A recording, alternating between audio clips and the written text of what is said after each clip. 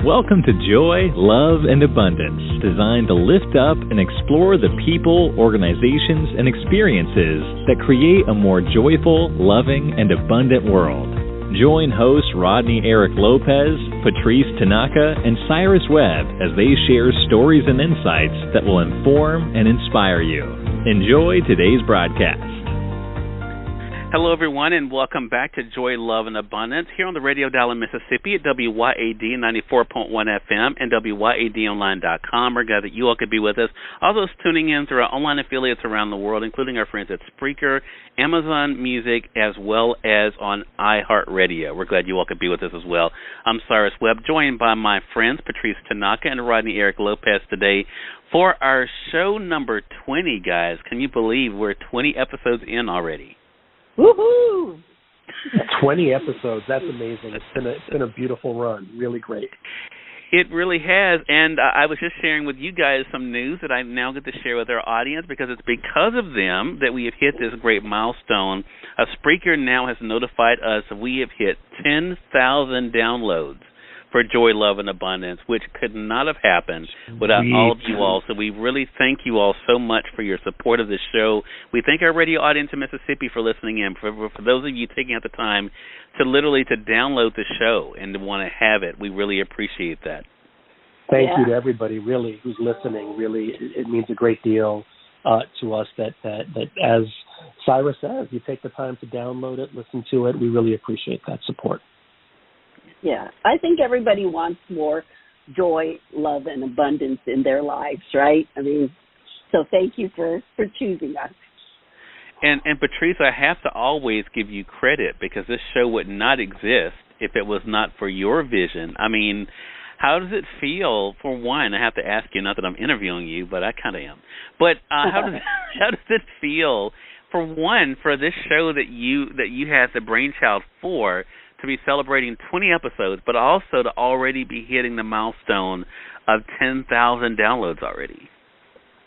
I know. That's just kind of an exciting, unexpected bonus, right? Because I think the three of us are doing it because we love the idea of choosing and sharing joy, love, and abundance. And, I'm excited that other people are making the choice for joy, love, and abundance. It's very exciting, and personally, I'm thrilled to be able to once a week come together with the two of you and to share, our experiences of joy, love, and abundance in recent days.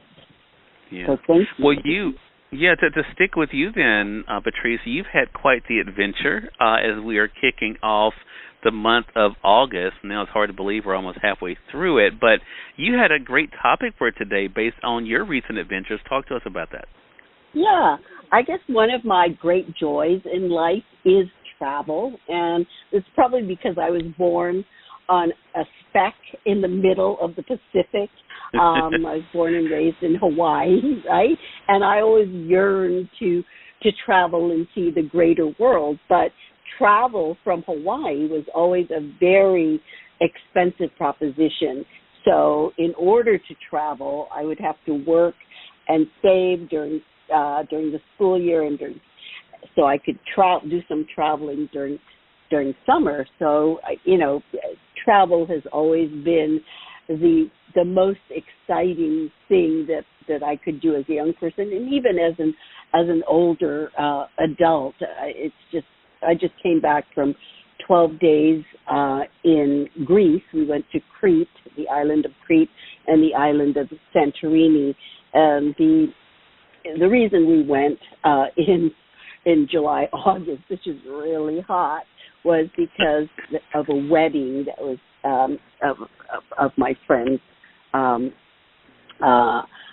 So, I happily accompanied her and said, I'll go if we can go to Santorini, which we both wanted to go. So it was on both of our bucket lists, so we were able to do that. And again, I think the whole joy of travel for me is just to see, how people live differently, in different parts of the world. And and then to meet people and to really kind of have confirmed that everybody pretty much has the same concerns, right, and the same wishes for themselves and their families, and that's always, so gratifying. And I've now been to about 30 countries, and I've been to 45 of the 50 states. So I've traveled a fair amount.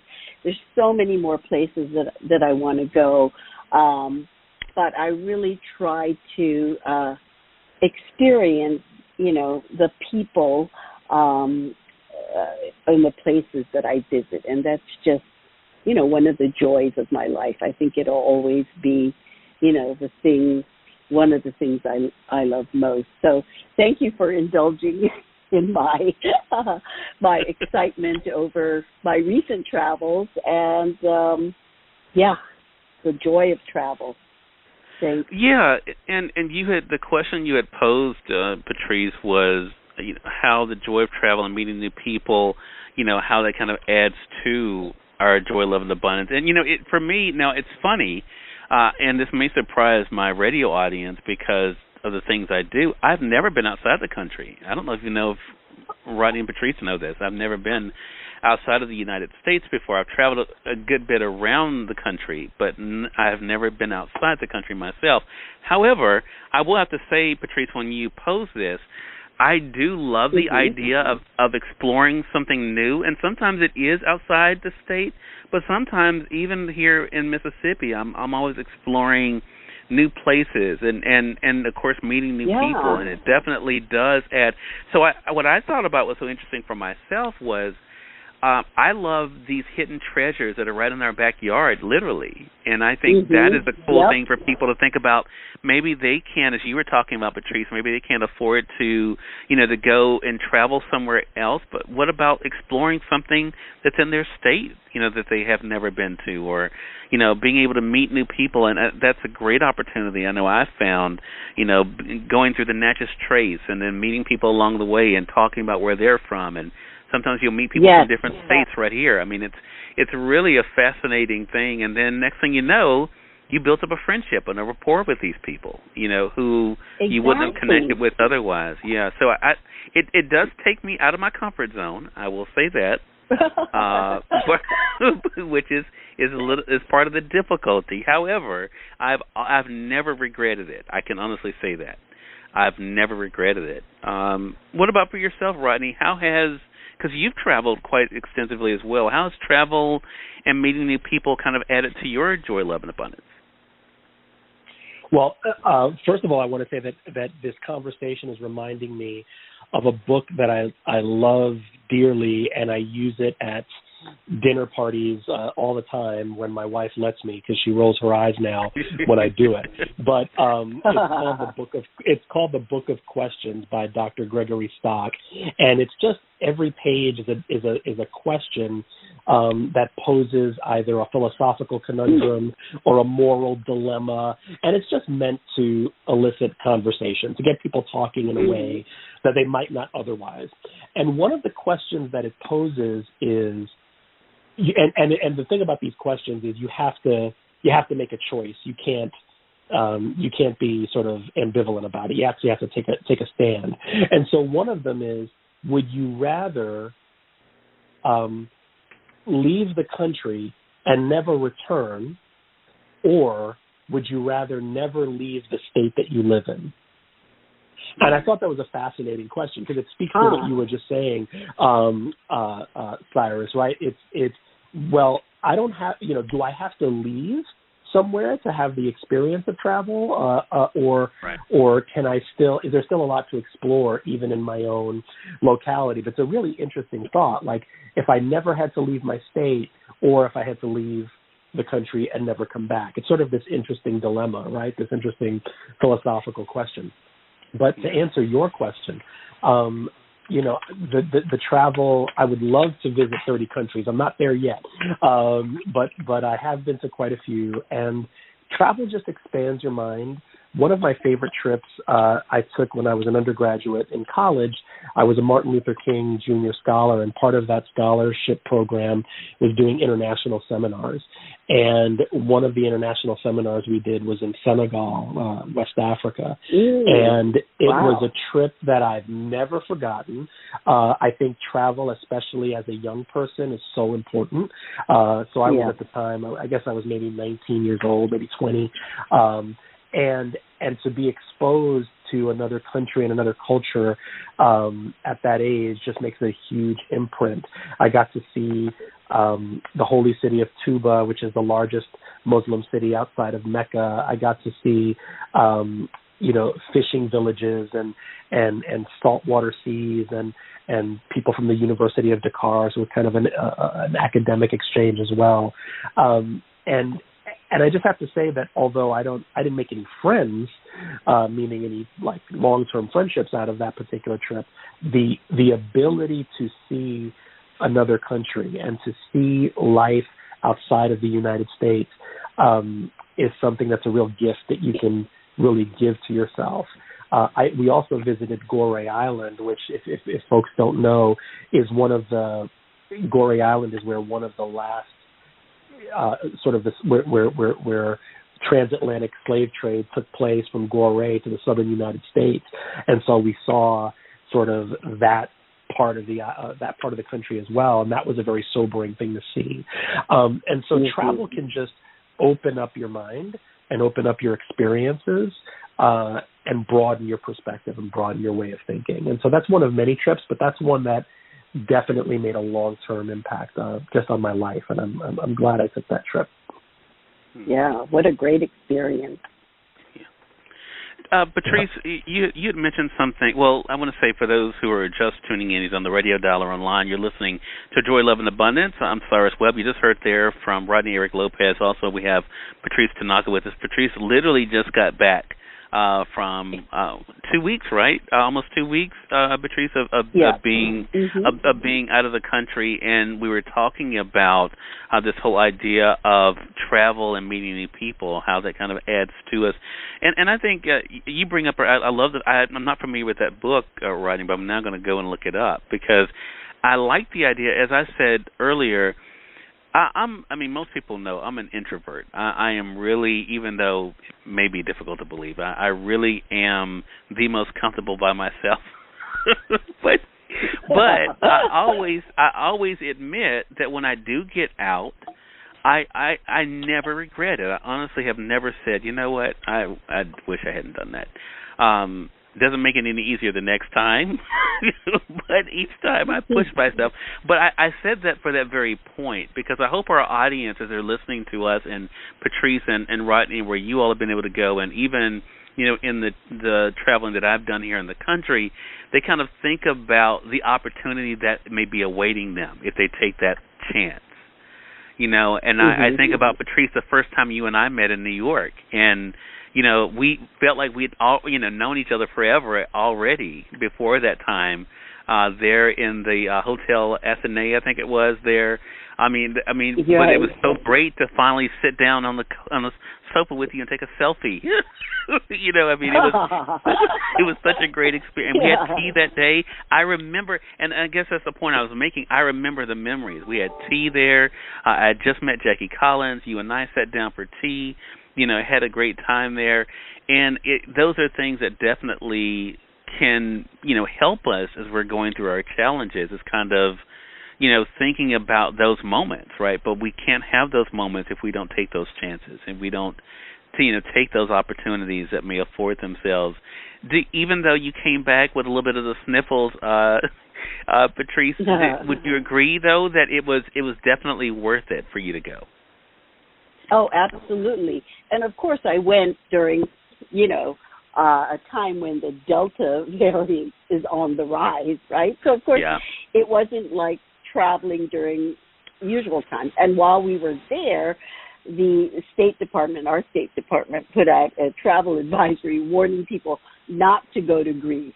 So, the trip was a little more adventurous than a usual trip to Greece. It's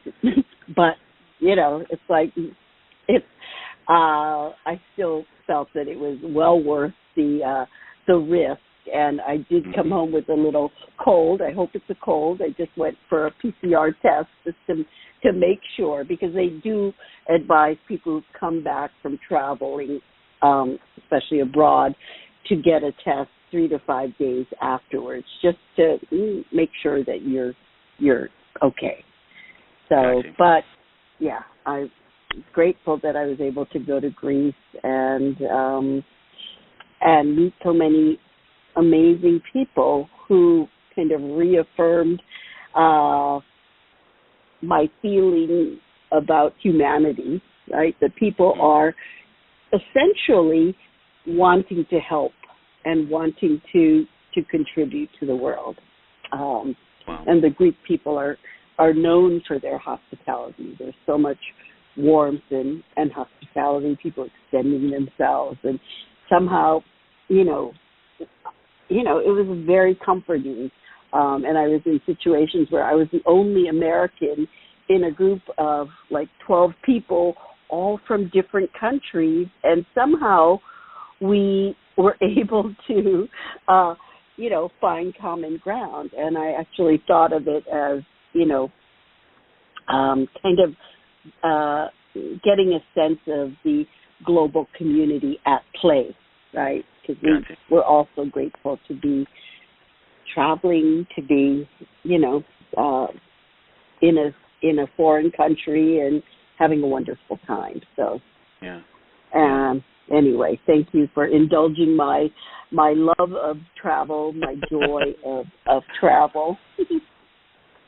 Well, look, I'm sure, a lot of people are, through the pictures especially, Patrice, I'm sure they were living vicariously through you, through those beautiful pictures that you were sharing, for sure.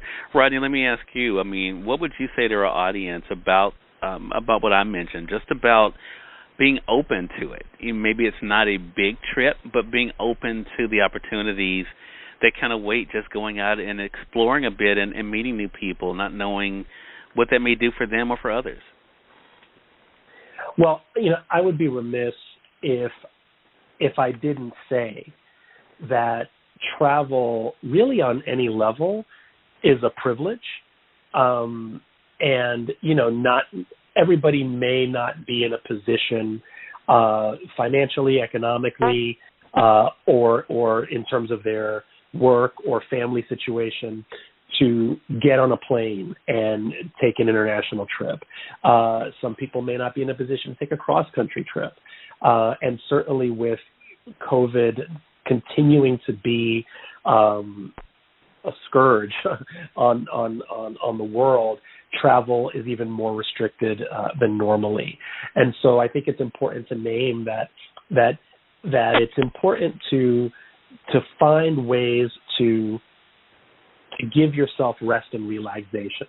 And if a trip is something you're able to take, if you're able to get on a plane and go somewhere, that's wonderful. If you're able to take a drive outside of your city or outside of your town and just spend a day in nature, doing a hike or spending some time by a body of water, whether it's a river or a lake or by the ocean, if you live near a beach, if you're on one of the coastal towns or cities, there are ways to rejuvenate that don't require expensive travel. There are ways to relax and to give back to yourself, because there are so many people who, we used to talk about it all the time in New York City when we would teach children. We would say how many times do we run across children who maybe have never left the town that they live in or the borough of New York that they lived in. And so getting out of the city was a really big deal. And in fact, there are nonprofit organizations whose sole mission is to help young people get out of the city and get into nature, right? And so I think that whatever it is, whether it's an international trip, whether it's a cross-country trip, or whether it's just a drive or a bus ride or a train ride from a city to a more natural setting, I think every human being deserves the opportunity to rejuvenate in a place that's outside of their normal environment. So I would encourage anybody to do that and don't feel like you have to spend a ton of money to do it. Great point. I appreciate that so much. And as a cheap person, Rodney, I definitely appreciate you mentioning frugal. You're frugal, Cyrus. You're frugal. Okay, yeah. I'm frugal. That's what we'll say. but no, that is a really good point.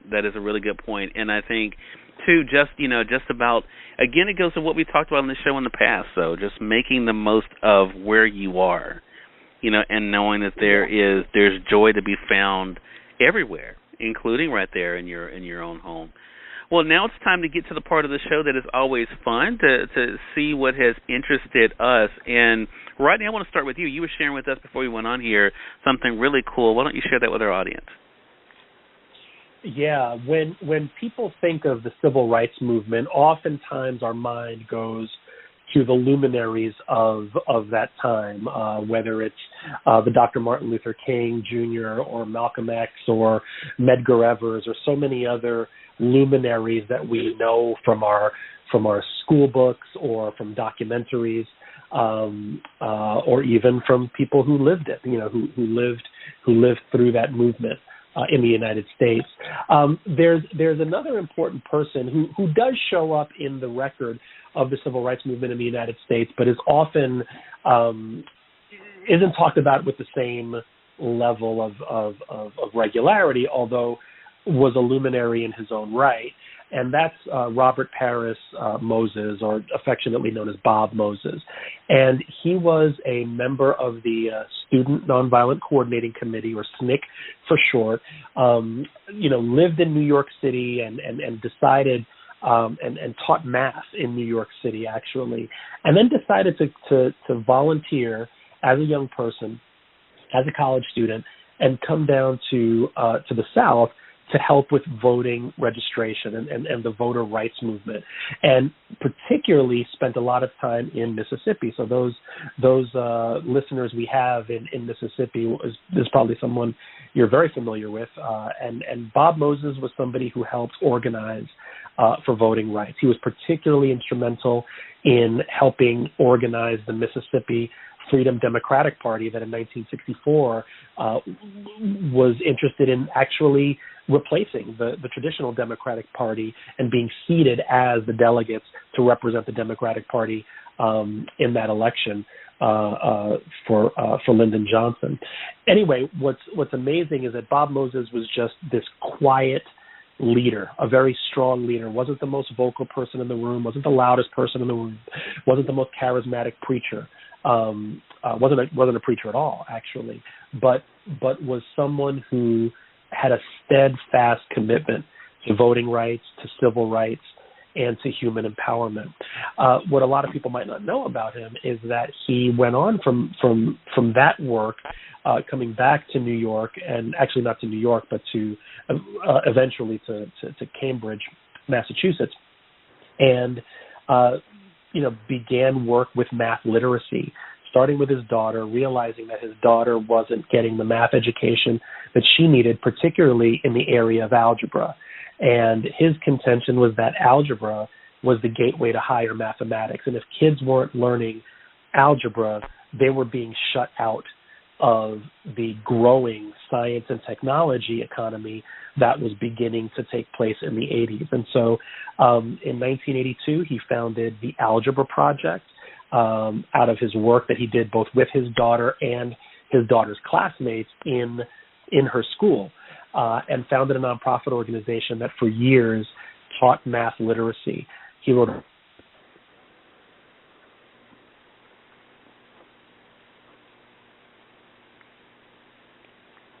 Hello, Rodney? A number of cities. Hello? Yeah. We lost you for just a second there. Oh, okay. Sorry about that. Yeah. But anyway, the Algebra Project started in Cambridge, Massachusetts, and has spread to a number of other cities around the country. And I wanted to lift this story up because we lost Bob Moses recently, or I should say, he transitioned with the ancestors on July 25th. And so he was somebody who was just an incredible towering figure of humanity, of equality, of equity, both in the area of voting rights and in the area of education.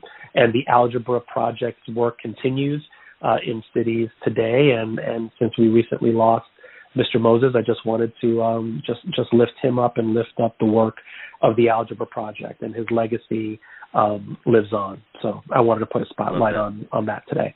Yeah. Yeah, love that. And like you said, our audience here in Mississippi really appreciate that. Some young men were very emotional who are part of the Algebra Project here, and as they paid tribute to him on the news. And you just never know the impact people make on your life through just being around you, or even through something that you start, which really shows the power all of us can have. You also have a great story for us, Patrice, where we can be able to make a difference. Why don't you share that with our audience? Yes, thank you, Cyrus. A friend of Cyrus and mine, his name is Rich Osagara, who is a spiritual teacher. He's just an amazing person. He has a brother, we found out recently, who is 47, and he's been incarcerated for most of his adult life. And I was talking to Rich today. They still don't know when his brother will be released. He was convicted of some drug crime, but they don't know if he's going to be released in 10 years or 3 to 4 years. So it's terrible to not have any sense of what your future is going to be. So Rich decided that he would, try to get a lot of people to send letters to his brother, Eli. So he started a campaign called Letters to Eli, and is asking people just to send a letter to his brother, a postcard, a letter, just, kind of trying to give him some hope, inspiration, help him to get through the uncertainty of what lies ahead for him. So I'm going to be writing to Eli as part of this campaign, and I'm hoping that other people might want to do this as well. If you go to Rich's website called richawakenings.com, and we'll put it in the notes on this podcast, you can get the address to send a letter or a postcard to his brother Eli. And I think that the goal is to get 100 letters or postcards to Eli as part of this campaign. So please join us. His brother is in jail in California. And what I learned from what Rich had written about this is that, there are 2.2 million people currently in a local, state, or federal prison. And in fact, the United States is the world leader in incarceration. We have more people per 100,000 people who are incarcerated than any other country. It's kind of sad. And many of those, the crimes that people are in for are drug-related. So anyway, let's please join me and send a letter to Eli, and I know it'll brighten both Rich and Eli's day if we do. It's richawakenings.com, and again, we'll put the URLs in the comments section. Thank you very much. Love that. And mine is a book, but it's a special book. And I've heard of the term of bathroom readers, but I didn't even know that was a real thing. There is actually a Bathroom Readers Institute. This is real. This is totally real. And it's founded by a man, ironically his name was Uncle John. Stop, Cyrus. Come on. I know, right? This is all totally true. So he has written now 33 books in this series called the Bathroom Reader series. And the newest book is called Greatest No on Earth. Of course, they play on Greatest Show on Earth. And it's all about educating yourself while you're in the bathroom. Wow. All right. But let me tell you, there's some really, I learned so much. I have to admit, I read it outside the bathroom. But there are so many pieces of trivia in here that the reason why I wanted to bring this up is because I thought with the school year starting here in the South, they literally are in their first full week already this week here, that this is a fun way for families to be able to get together over some interesting facts. And I think, too, the other thing about the book is that there's things in there geographically for no matter where you may live in the country or the world that you can be able to find. And so it's just really what they put into this book is truly amazing. But it's Uncle John's Greatest No on Earth. Curiosities, Rarities, and Amazing Oddities. But it is by the Bathroom Readers Institute, book number 33 in their series. And I've had an opportunity to interview Uncle John a few times. He is such a great guy. And what he has built with this institute, and it really is, and this is, again, in all seriousness, it is an institute. There are people who work there. And they gather facts from different places. They do these online things. They do a whole lot of stuff even outside of the books. But he's created this whole business out of this. And that book is the newest book. Again, really fun book, a lot of great trivia for the whole family. I think it's really interesting. But, again, it's called Greatest No on Earth. And I wanted to share that because I think everyone can enjoy it. Well, I am flushed. I love that. Oh, God. Well, and we think a great show as always, you guys. Really appreciate your sharing with us and with our audience, and we thank your audience for being with us for another episode of Joy, Love, and Abundance as we're celebrating episode 20. Thank you all again for all of your support of this program, both for our radio audience in Mississippi, our online audience, those who are listening to us on the different platforms, streaming us, and especially for those who are downloading us and being able to keep us with you. We really do appreciate that. On behalf of Patrice, Rodney, and myself, we say take care of yourself and continue no matter what you do to spread some joy, love, and abundance in the world around you, and we hope the same for you as well. You all take care. We'll talk with you soon.